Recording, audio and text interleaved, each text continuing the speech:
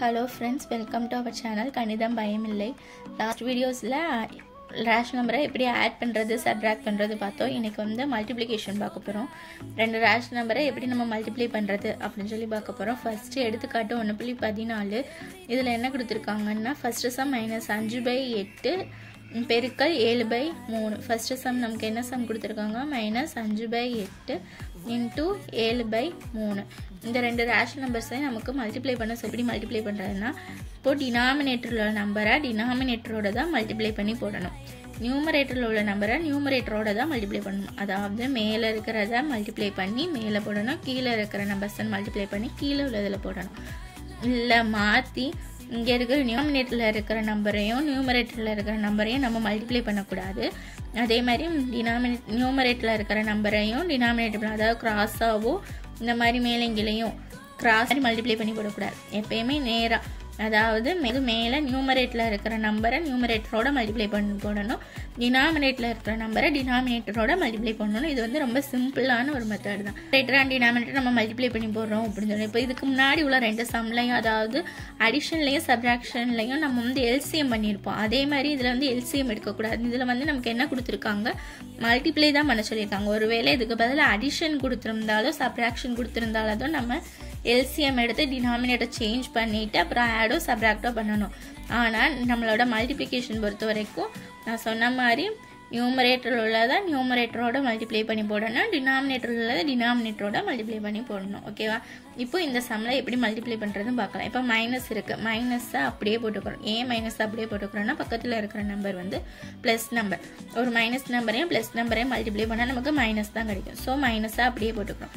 5 7s are 35, 8 3s are 24.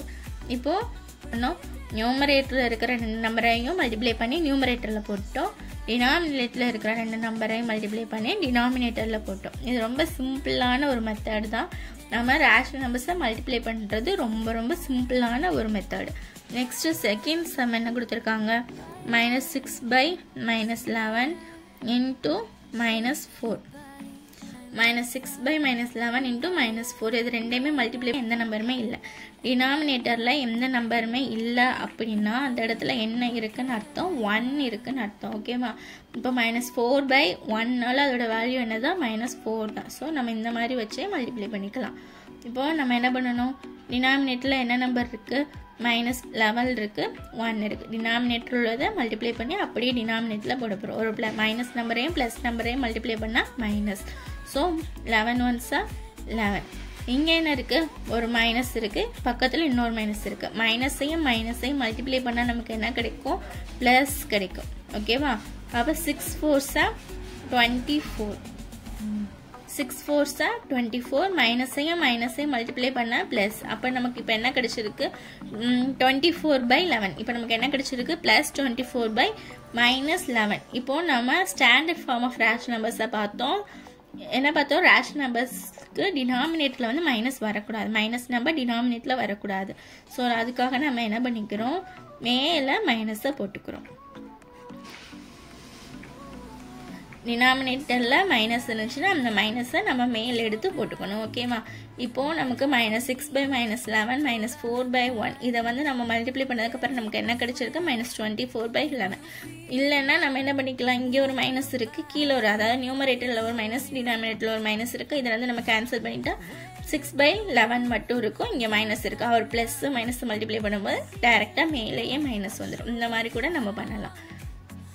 இப்போ நம்ம rational நம்பர்ஸை எப்படி மல்டிப்ளை பண்றது அப்படின்னு சொல்லி ஒரு சம் பார்த்தோம். உங்களோட நோட் புக் எடுத்து இந்த சம்ஸ் எல்லாம் நீங்க செஞ்சு பாருங்க. மேக்ஸை பொறுத்த வரைக்கும் நம்ம எந்த அளவுக்கு நோட் புக்ல செஞ்சு பார்க்குறோமோ அந்த அளவுக்கு மேக்ஸ் நல்லா நமக்கு அண்டர்ஸ்டாண்ட் ஆகும்.